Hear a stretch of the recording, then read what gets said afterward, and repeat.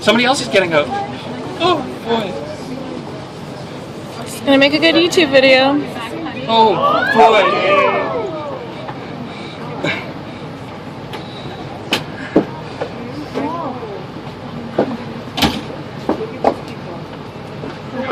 Ladies and gentlemen, just another reminder that we're currently holding here. The safest place for us right now is to stand still.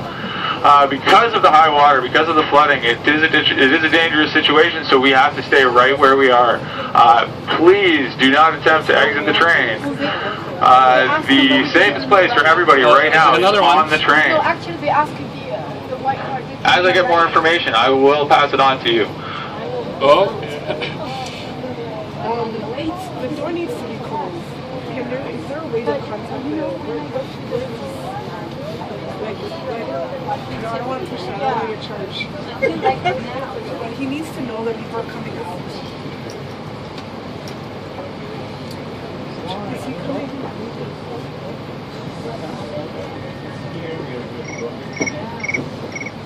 The same someone's car, they're all drenched.